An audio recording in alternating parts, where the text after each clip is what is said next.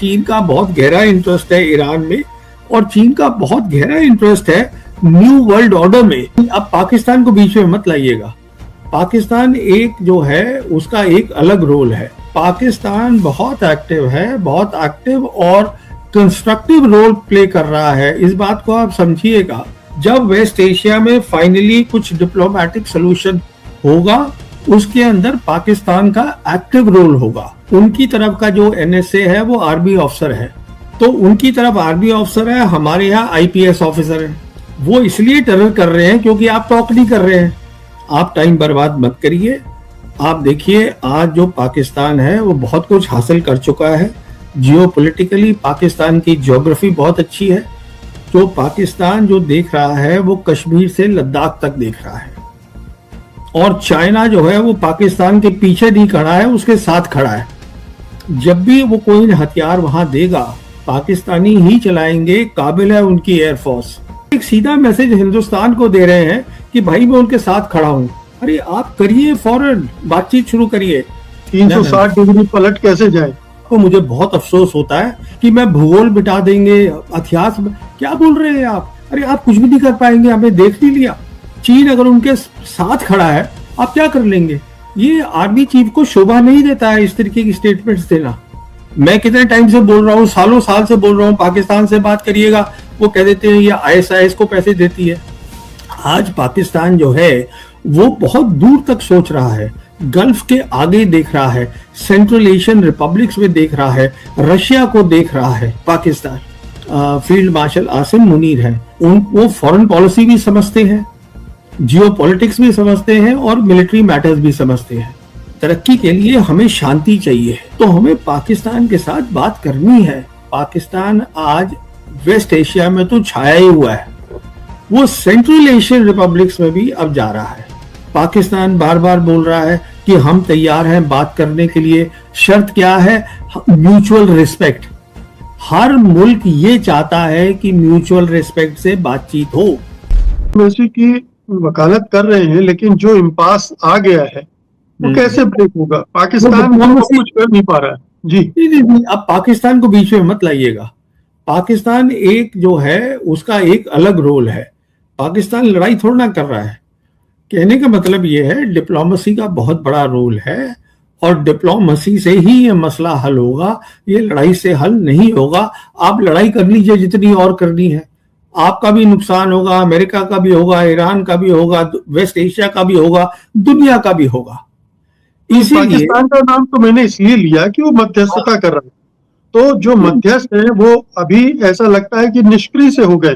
ہو سکتا ہے کہ ہو رہی ہو بات. جی نشکش کا کیا مطلب ہوتا ہے؟ سوری، نشکری، انیکٹیو، اس طرح کی ہلچل نہیں دکھ رہی. نہیں، پاکستان انیکٹیو نہیں ہے. پاکستان بہت ایکٹیو ہے، بہت ایکٹیو اور کنسٹرکٹیو رول پلے کر رہا ہے. اس بات کو آپ سمجھیے گا. پر پاکستان جو ہے ایز اے میڈیٹر ہے. پاکستان اپنا جو باقی ریجنل کنٹریز ہے، جیسے کہ قطر ہوا، ترکی ہوا، سعودیز ہوا، ان سب کے ساتھ بات چیت کر رہا ہے. اس کی ڈپلومیسی چالو ہے. اس کا رول کنسٹرکٹیو ہے پاکستان کا. آپ یہ سمجھیے گا ویسٹ ایشیا کے اندر جب ویسٹ ایشیا میں فائنلی کچھ ڈپلومیٹک سلوشن ہوگا، اس کے اندر پاکستان کا ایکٹیو رول ہوگا. پر ابھی جب ڈپلومیسی کے کگار پہ کھڑے ہیں امریکہ اور ایران، اس میں صرف میڈیٹر ہے پاکستان، اس سے زیادہ نہیں ہے. یہ کہہ رہا ہوں میں آپ سے. اب میڈیشن چاہے وہ چائنا سے کریں، چاہے وہ ایران سے کریں، امریکہ سے کریں. دیکھیے آج پاکستان کے تعلق ان سب کنٹریز کے ساتھ اچھے ہیں، تو وہ سب کے ساتھ بات چیت کر رہے ہیں. اور ساتھ ساتھ ویسٹ ایشیا کی جو کنٹریز ہیں، جو امپورٹنٹ کنٹریز ہیں، ان کے ساتھ بھی انگیجڈ ہیں. تو ان کی انگیجمنٹ پوری چل رہی ہے. کیا آپ کو لگتا ہے کہ اگر ڈپلومیسی کا ہی معاملہ ہے تو اس میں بھی ٹرمپ پھنسے ہوئے، کیونکہ انہیں اوباما سے بہتر ڈیل دینی ہے، اور وہ اب سمے رہ نہیں گیا ہے کہ اس سے بہتر ڈیل انہیں مل سکے. بہتر ڈیل 28 فروری کے پہلے مل بھی سکتی تھی. اب تو اس کی کوئی گنجائش ہی نہیں ہے جس طرح سے ایران ابھر کر آیا ہے. جی نہیں، دیکھیے جے سی پی او اے جو بھی ہوا تھا نا، اس میں بھی 2 سال لگے تھے اس کو فائنلائز کرنے میں. تو یہ جو نیوکلیئر ایشو ہے کوئی جلدی طے نہیں ہونے والا ہے. تو طے ہونے والی چیز یہ ہے کہ آپ ایران کو اپنا ایکول کا سمجھیے ڈپلومیسی میں، آپ پاکستان کی مدد لیجئے اور ایک بار پھر سے جو ہے بات چیت شروع کریے. سب سے آپ امپورٹنٹ چیز پہ بات کریے ہرموز کے اوپر. ہرموز کو کھولنا ہے. اب وہ کہہ رہے ہیں ایرانی کہ آپ اپنا بلاکیڈ ہٹا دیجئے، ہم بھی کمرشل ٹریفک جانے دیں گے، پر ابھی اس میں کچھ بھی اور بھی مسئلے ہیں. اگر ہم یہ مان کے چلیں جو آج دنیا کی بڑی طاقتیں مان رہی ہیں کہ ایران کی سوورینٹی ہے پرشین گلف کے اوپر، تو امریکہ کو پہلے تو ان سے بات کرنی ہے اس مسئلے کے اوپر کہ آپ اس کو صاحب کیسے نارملائز کر سکتے ہیں، کیا طریقہ ہونا چاہیے، یہ آپ طے کریے. وہ ہو نہیں پا رہا ہے. اب نیوکلیر کی بات تو اگلے والی سٹیج پہ ہوگی نا، ابھی نہیں ہو سکتی. تو آپ کو لگتا ہے کہ یہ جو یدھ ویرام کا سلسلہ ہے وہ یوں ہی جاری رہے گا اور یوں ہی بات چیت بھی دھیرے دھیرے چلتی رہے گی، یدھ کی باتیں ہی ہوتی رہیں گی؟ میرے حساب سے سمجھداری اس میں ہے کہ یہ جاری رہے اور یہ تیزی پکڑے، یہ میری سمجھ ہے. یدھ کا راستہ جو ہے اس میں کچھ حاصل نہیں کرے گا امریکہ، تو اس کو وہاں جانا ہی نہیں چاہیے. وہ ہو گیا، وہ فیز از اوور. اب آپ جانا چاہتے ہیں تو جائیے گا، اس میں آپ کو کون روک سکتا ہے؟ آپ کی فوج ہے، آپ کمانڈر ان چیف ہے، جائیے. پر اس میں اگر کوئی بھی ان کا سینسیبل ایڈوائزر ہوگا وہ یہی کہے گا کہ صاحب آپ بیٹھ کے اب ڈپلومیسی کروائیے گا اور پاکستان سے بات کریے گا کس طریقے سے ہم اس کو دوبارہ فکس کر لیں. اور میرے حساب سے تو وہی پاکستان از the best mediator under the circumstances. ان کی آپ بات کریے ان سے اور ان کو انگیج کریے گا. پروین جی، میں تھوڑا سا اس کو دوسرے مسئلے پہ لے جا رہا ہوں. مسئلہ بھارت پاکستان کا ہے.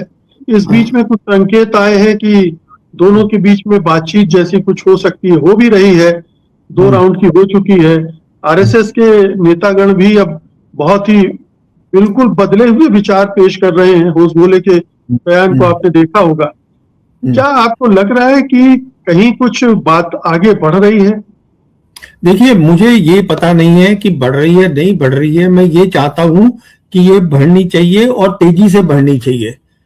میں یہ چاہتا ہوں کہ اس میں ٹریک 2 اور ٹریک 1.5 کا کوئی مطلب نہیں ہے. میں سمجھتا ہوں فورن جو ہے دونوں NSAs کو، ان کی طرف کا جو NSA ہے وہ آرمی آفسر ہے، وہ ہے لیفٹیننٹ جنرل عاصم ملک جو DGP ہے ISI کے. تو ان کی طرف آرمی آفسر ہے، ہمارے یہاں IPS آفیسر ہے. تو صاحب سب سے تو پہلے آپ بات چیت کریے گا دونوں، چاہے آپ بیک چینل کر لیجئے، پبلک مت کریے.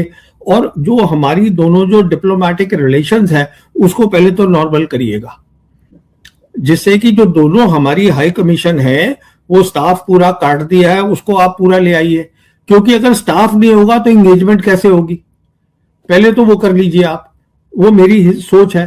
دوسری، اگر جب آپ یہ کر لیتے ہیں تو دیکھیے آپ کا یہ کہنا، ہندوستان کا کہنا ٹیرر اینڈ ٹاکس کی ناٹ گو ٹوگیدر.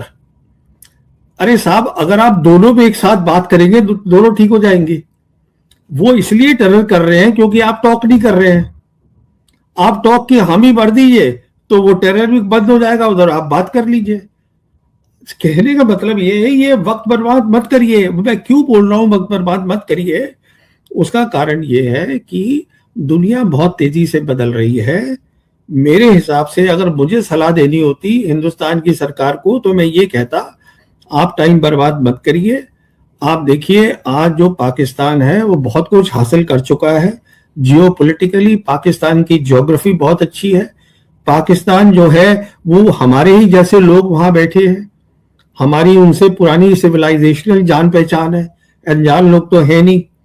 اب جہاں تک معاملہ ہے کہ کشمیر کا معاملہ ہے، وہ کب کہہ رہے ہیں کہ کشمیر کل حل کرنا ہے؟ اگر آپ کہتے ہیں کہ ہمیں صرف بات کرنی ہے POK اور ٹیرر پہ، چلیے اسی سے بات شروع کر لیجئے.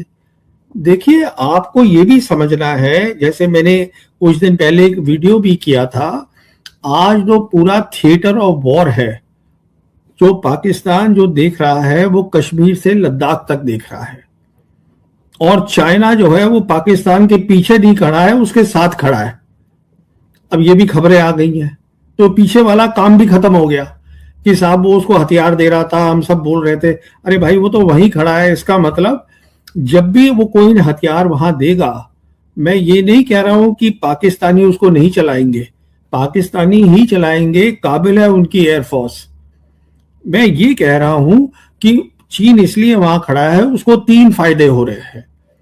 ایک فائدہ یہ ہو رہا ہے کہ جیسے ہم ایک بولتے ہیں کامبیٹ لڑائی کرنا، کامبیٹ سپورٹ، اس کو سپورٹ دینا کہ لڑائی سے پہلے ہوائی جہاز وغیرہ سب ٹھیک ہے، ان کا ہوائی جہاز ہے تو وہ اس کو دے سکتے ہیں کامبیٹ سپورٹ، تو یہ فائدہ ہو گیا۔ دوسرا فائدہ یہ ہو جاتا ہے کہ وہاں اگر چین کے اپنے آدمی بیٹھے ہیں، انہی کی کمپنی کے انجینئر بیٹھے ہیں، تو وہ جو آپریشنل ویلیڈیشن ہوتا ہے کہ ہتھیار کو ہم دکھا پائے کہ اس نے کامیابی کری ہے، تو ان کو وہ بھی ہو جائے گا۔ تیسرا ایک سیدھا میسج ہندوستان کو دے رہے ہیں کہ بھائی میں ان کے ساتھ کھڑا ہوں، آپ بات چیت کرو۔ اور یہی شی جی پنگ بھی جب یہاں آئے تھے اکتوبر 2019 میں تو بات ہوئی تھی، بات چیت کرو۔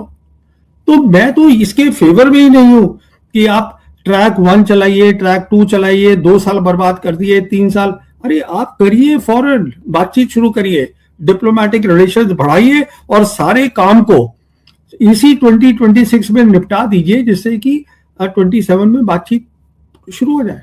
نہیں، لیکن راجنیتک مجبوریاں بھی تو ہوتی ہیں سرکاروں کی۔